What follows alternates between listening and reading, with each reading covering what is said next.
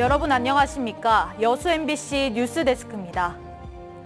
순천시가 공공자원화시설 건립 사업을 위해 관련 절차 진행에 속도를 내고 있습니다. 올해 안에 입지 결정 고시까지 마치고 늦어도 2026년에 착공한다는 계획인데 지역의 일부 반대 여론은 고민입니다. 김주희 기자가 보도합니다. 순천시 연양뜰. 순천시는 이 일대 6만여 제곱미터 면적의 차세대 공공자원화 시설의 건립을 계획하고 있습니다. 시는 이를 위해 최근 행정 절차에도 속도를 더하고 있습니다. 다음 달 19일까지 공공자원화 시설 건립을 위한 전략 환경영향평가 초안의 공람 절차에 들어갔습니다. 이번 초안에는 예정 부지와 주변 지역의 조사 면적 설정, 적정성 검토, 생활 환경 안전성 등 내용을 포함하고 있습니다. 시는 오는 26일과 27일 주민 설명회도 개최할 계획입니다. 행정 절차의 속도감을 올려 올해 안에 최종 입지를 확정할 방침입니다. 2026년도에 착공이 가능하고요. 이제 2030년부터 직매립이 금지가 되기 때문에 2029년 말까지 저희들이 준공할 계획으로 추진하고 있습니다. 시는 지난 2018년 공론화위원회를 구성 운영해 시설의 필요성에 대한 결론을 도출해냈고 지난해 말 구성된 입지선정위원회를 통해 최종 후보지까지 압축한 만큼 더 이상 망설임 없이 속도감 있게 추진하겠다는 의지를 보이고 있습니다. 민주적 소통 과정을 거쳤습니다. 이제 지난 어떤 6년 동안의 그런 과정을 충분히 수기 과정을 거쳤고 이제 그래서 지금의 어떤 행정 절차나 이런 부분들을 흔들림 없이 이렇게 진행하고 있습니다. 문제는 지역 내 후보지 주변 지역 주민들과 일부 정치권 인사들을 중심으로 한 반대 여론이 여전한 상황이라는 점입니다. 진보당 전남도당이 최근 시민 토론회를 제안하고 나선 것도 맥을 함께합니다. 순천시민 공개 토론회를 다가오는 10월 27일 오후 4시에 열 것을 제안하며 순천시의 필참과 각 정당 그리고 시민사회단체 주인이신 우리 순천시민 여러분의 많은 참여를 호소합니다. 2030년 쓰레기 직매립 금지 시행을 앞두고 지역의 쓰레기 대란을 막기 위한 골든타임을 놓칠 수 없다는 순천시의 확고한 입장. 하지만 지역의 반대 여론을 품어안을 명쾌한 대안까지는 아직 찾지 못한 상황이어서 순천시의 고민도 깊을 수밖에 없어 보입니다. MBC 뉴스 김주희입니다. 전세보증금이 매매 시세보다 높은 이른바 깡통전세 계약 비율이 광양과 순천에서 높은 것으로 나타났습니다. 국토연구원 자료를 보면 지난 2020년부터 올해 6월까지 국토교통부 실거래가 공개 시스템을 통해 집계한 지역별 공동주택 깡통전세 비율은 광양이 31.2%로 전국에서 가장 높은 것으로 집계됐습니다. 순천은 15.7%를 기록해 광양과 대구 5개 구에 이어 전국에서 6번째로 높았습니다. 전국적으로 깡통전세 계약 비율은 지난해 상반기 0.7%에 불과했으나 올해 상반기 5.1%로 상승했습니다. 국내 대표 민속축제인 순천 나간읍성 민속문화축제가 오늘 막을 올렸습니다. 올해로 28회째를 맞은 순천 나간읍성 민속문화축제는 오늘부터 사흘 동안 순천 나간읍성 조선을 만나다라는 주제로 조선시대 농경놀이 백중놀이와 과거문시를 재현한 역사 퀴즈 나간 골든벨, 전통올레 등 다채로운 행사들로 개최됩니다. 특히 사적지 지정 40주년을 맞아 개최되는 이번 축제는 과거와 현재를 잇는 국내 대표 민속 문화축제로 고유한 우리 문화와 전통을 즐기고 보존하는 의미 있는 자리가 될 것으로 기대됩니다. 고흥군의회가 지난 10일부터 지난해 고흥군이 발주한 공사와 사업을 대상으로 행정 사무조사를 실시하고 있습니다. 특히 최근 공무원 횡령 사건이 감사원에 적발된 이후여서 군의회의 행정 감시 기능에 대한 의원들의 각오나 주민들의 기대치도 높은 상황입니다. 최우식 기자가 보도합니다. 고흥군이 2천만 원의 예산을 들여 정비한 마을 쉼터를 군의회 의원들이 꼼꼼하게 살펴봅니다. 군 예산이 제대로 집행됐는지, 부실 시공은 없었는지, 행정사무조사 기간에 돌아볼 것은 한두 곳이 아닙니다.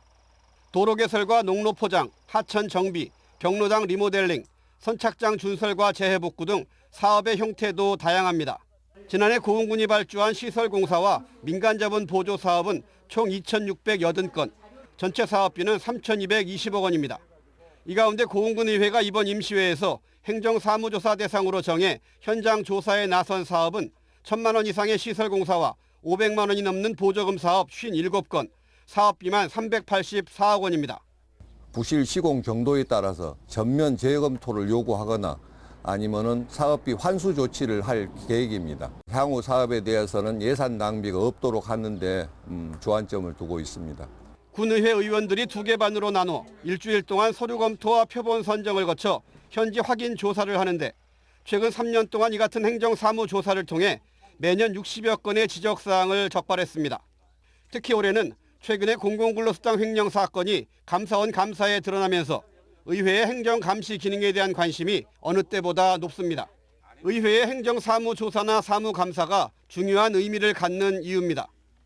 회기가 아닌 경우에도 이런 그 행정 전반에 대한 그 감시 감독 그 일정을 좀 늘려서 수시로 행정 조사를 해서 이런 일이 재발되지 않도록 고흥군의 자정 노력에 의회의 철저한 감시 기능이 더해져 민선 8기 고흥 군정의 청렴도와 신뢰도가 보다 향상될 수 있을지 주목됩니다. MBC 뉴스 최우식입니다. 고흥의 한 해수욕장에 떠밀려온 참돌고래가 무사히 구조됐습니다. 고흥소방서는 오늘 오전 8시 25분쯤 고흥군 금산면 입금 해수욕장에 떠밀려온 길이 2m 참돌고래 한 마리를 다시 바다에 돌려보냈다고 밝혔습니다. 소방당국은 파도에 떠밀려온 고래가 수심이 깊지 않은 해변에 갇혀있던 것으로 보고 있습니다. 제104회 전국체육대회가 전남에서 개막한 가운데 첫날인 오늘 부상자가 잇따랐습니다. 전남 소방본부에 따르면 럭비 경기 중 선수가 눈에 공을 맞는 등 선수와 시설 관계자 등 6명이 부상을 입었습니다. 15년 만에 전남에서 열리는 이번 전국체전은 전국 17개 시도 선수단과 18개국 해외 동포 선수단 등 2만 9천여 명의 역대 최대 규모 선수단이 참가한 가운데 오는 19일까지 펼쳐집니다. 이번 전국체전에는 항저우 아시안게임 주역들도 총 출동합니다. 금메달 리스트만 해도 18명이 출전해 새로운 기록에 도전한다고 합니다. 전남 대표 선수들의 활약도 기대됩니다. 최다운 기자가 전해드립니다. 아시안게임 2관왕에 올랐던 펜싱 오성욱 선수가 전국체전 재패에도 나섭니다. 오성욱에 막혀 아시안게임 4연패에 실패한 구본길은 이번 전국체전에서 서력전을 노립니다. 이제는 또 다시 아시안게임은 끝났고 다시 이제 또 펜싱 선수로서 또 전국체전에서 또 팀 소속을 위해서 또 열심히 해야죠. 이번에 아시안게임에서도 2관왕을 했고 또 전국체전도 2관왕을 한다는 목표로 또 경기를 할 거고요. 아시안게임 3관왕의 금자탑을 쌓은 양궁 임시현 선수도 이번 전국체전에서 그 실력을 다시 보여줄 예정입니다.